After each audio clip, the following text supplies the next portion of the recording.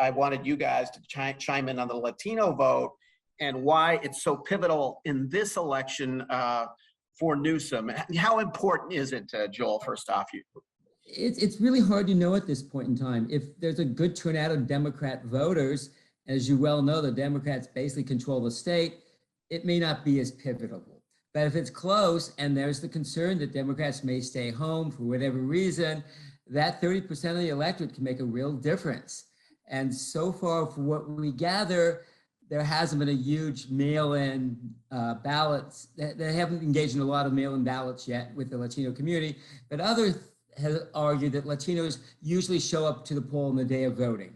So that's hard to know whether or not the Latinos will come out in force or not, and whether or not it could be pivotal. I hate making predictions. I usually fail in my predictions, but I think it's certainly something that the Newsom campaign realized back in the end of August they could ignore. They really got to bring these people out, and he's making a lot of visits to Latino communities, across the state. If they don't show up, is Newsom in trouble? Cirian, what do you think? Well, I think he is. I think potentially, granted, Latinos make up a substantial a part of the electorate, but if they don't show up, and if, as my colleague said, the race is close, then clearly it's going to, may not necessarily be the outcome that he wanted. The other issue I would look to the greater issue, and let's say he does survive and fight another day and run for re-election in 2022, if the Latinos don't come out in great force, it definitely shows that, and he still holds on, it definitely shows he has a real problem with the Latino community. And that can show up, in a general election in 2022. So there's a second aspect to this with Latino coming out to vote, today. Dan, that's a very good point. What are your thoughts, Cirian? You agree? Yeah, it's interesting. I'm going to speak on to sort of the demographics. I think we need to understand that Latinos are clearly not a monolith group, right? 22% of them actually voted for the GOP back in 2018. We know that the Democrats don't have a monopoly on this Latino bloc. Again, they're social conservatives, they're pro-life, and so these are the voters that I think Newsom needs to pay attention to, because they're going to lean a little bit more right, and clearly will push back against him in this election. Finally, one more. Oh, go ahead, Joel. You want to chime in? I just want to elaborate on this issue of the monolithic nature of the Latino community. And there's issues that really do help the Republicans regarding Latinos. Latinos tend to be a little bit more pro-life, pro-family, pro-small business. And these are more traditional Republican issues as opposed to Democratic issues. And so I think it's very important that Democrats not take for granted the Latino community that has been overwhelmingly Democrat over the last 30, 40 years. Because if you look at Latino communities in Arizona, New Mexico, Texas, they're much more even split with regard to Democratic, Republican, voting. And so finally, Larry Elder, is he an attractive candidate to Latinos overall? What are your takes on that? So I think if we want to look at just issue orientation, and the COVID-19 has really hit hard in the Latino community.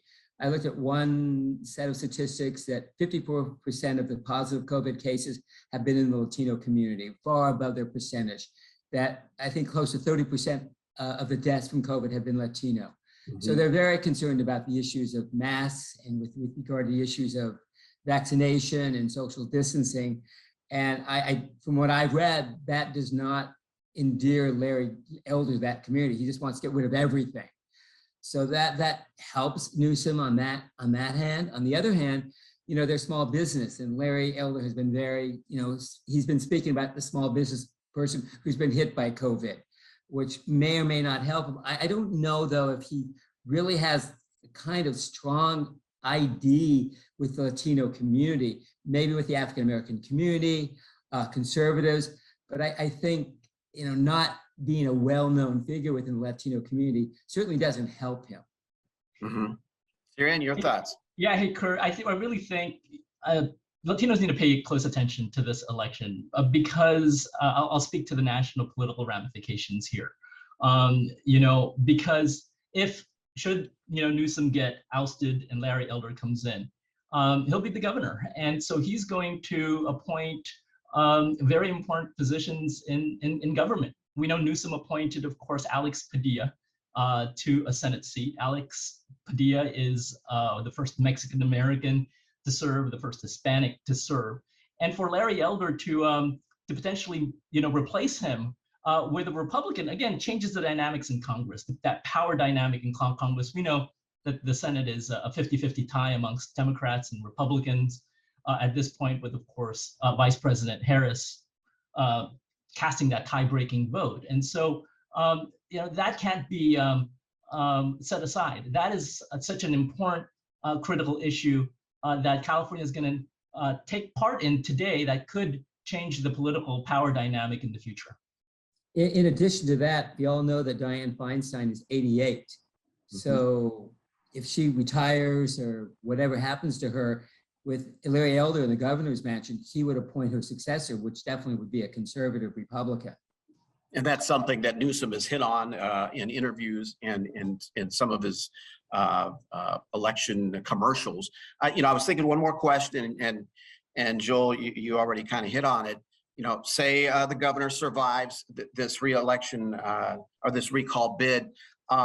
What is he going to have to do to convince the electorate next time around, which is next year, which is coming up, to stay in Sacramento? I think, first of all, he obviously has to do a lot more outreach to these communities, especially Latino community that's been hard hit from COVID, that's been hard hit with regard to their local businesses. I mean, this gets to the general issues of California. It's becoming increasingly expensive to live here. Taxes, home ownership. These are issues that affect, low-income voters, affect minority voters, and so forth. It's not just Newsom, it's the Democratic Party in general, that these issues are still there. They're still festering, that really has not had a really adequate response dealing with the homeless issues. And so it's something that if the Democrats, even if they survive, this recall today, they have not made the progress they promised over the last 2 years with regard to the issues I've just mentioned. And that's going to affect them not just locally, not just state basis, but nationally as well. And Cirian?